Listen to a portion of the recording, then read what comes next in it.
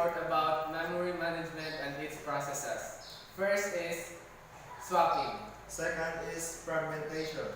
Third is segmentation. And the last is paging. Memory management. What is memory management? Memory management is the functionality of an operating system which handles or manages primary memory and moves processes back and forth between main memory and disk during execution. Memory management keeps track of each and every memory location, regardless of either it is allocated to some process or it is free. It checks how much memory is to be allocated to processes. It decides which process will get memory at what time. It tracks whenever some memory gets freed or unallocated, and correspondingly it updates the status.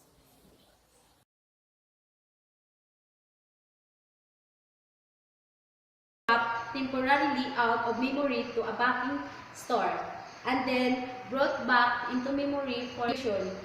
Total physical memory space of processes can exceed physical memory. Backing store. Fast disk large enough to accommodate copies of all memory images for all users. Must provide direct access to these memory images. Roll out, roll in. Swapping variant used for priority-based scheduling algorithms.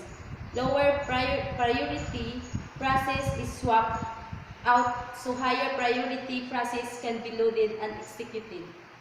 Major part of swap time is transfer time. Total transfer time is directly proportional to the amount of memory swap. System maintains a ready queue of ready-to-run processes which have memory images on disk. Okay. Go. Context switch time including swapping. If next processes to be put on CPU is not in memory, need to swap out a process and swap in target process. Context switch time can then be very high.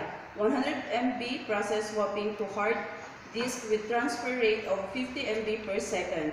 Swap out of 2000 ms. Plus a swap in of same size process. Total context switch swapping component time of 4000 ms or 4 seconds. Can reduce if reduced size of memory swapped by knowing how much memory really being used. System calls to inform OS of memory used via request memory and release memory. Context switch time of swapping is other constraints as well on swapping pending.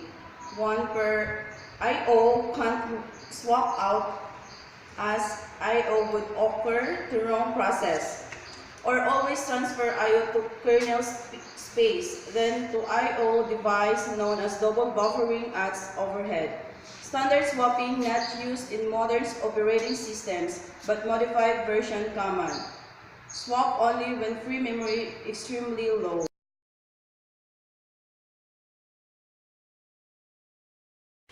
So we have here a segmentation example. We have the logical memory, page table, and physical memory. This is the page table, which consists of limit and base. These are the segmentation, which is from the logical memory. Every segmentation has a limit of 1000, given here, 100, 200, 1000, and a segment 5 has 1000. The base, we have the lowest base. If ever we have the highest, like, kung may ano ka dyan, ibatangan natin dyan sa physical memory.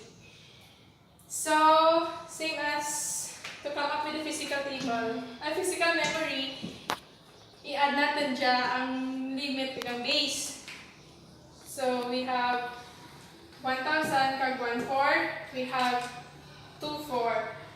May base na mga 1/4, tapos ang limit na is ang 2/4 kaya in-add natin. So, dyan magto para segment 0.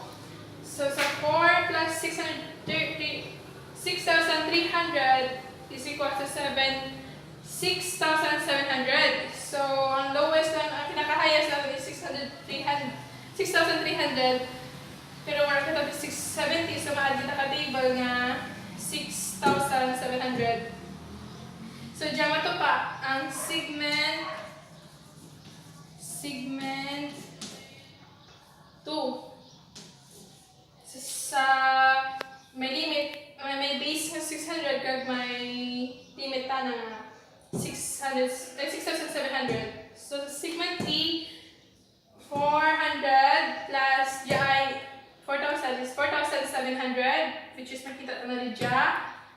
4,000 na start kita rin dya equals is 4,700. So, dyan mato pa ang segment 3. So, ang mandidyan mo on 1,100 3 plus dya 3,200 is 4,300. Ay, 4,300. 4,300. So, dyan naman ito pa. So, 1,100 plus 320 is 4,300. So, next start. Ito na sa base nga 320. So, may limit na naman 4,300. So, dyan naman ito. Segment 4. So, same man din dyan. I-add lang man. 1,000 plus 4,700 is 5,700. 5,700. Dyan, may base na ng 4,000. Tapos ang overall is 5,000. So, dyan mato pa ang segment 5. Ano na lang?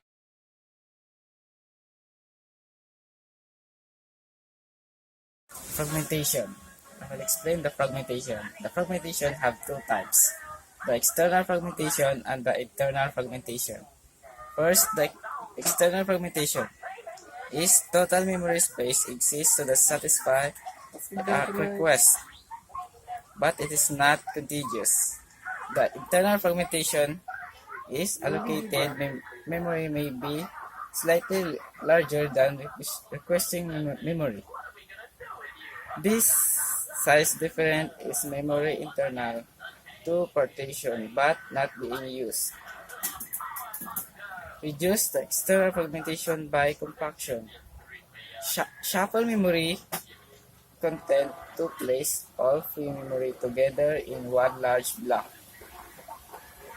Compaction is possible only if relocation is dynamic and it is done by execute time. I/O problem.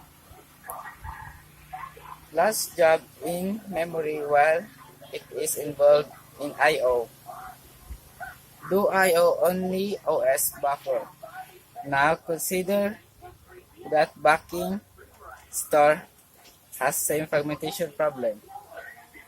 Segmentation. Memory management scheme that support user view of memory. A program is a collection of segments.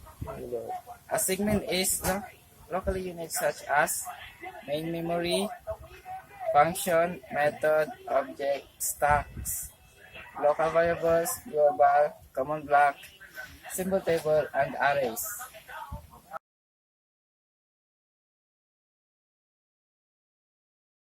Paging. Physical address space of a process can be non-contiguous. Process is allocated physical memory whenever the latter is available. Avoids external fragmentation.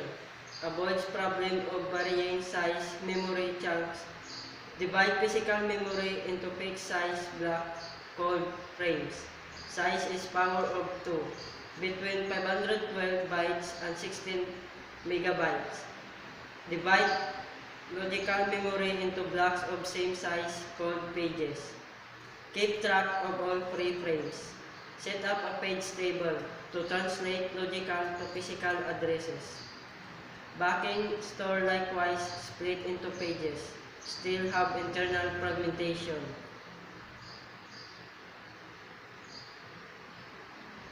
Implementation of page table.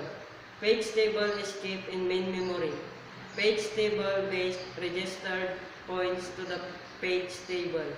Page table length register indicates size of the page table.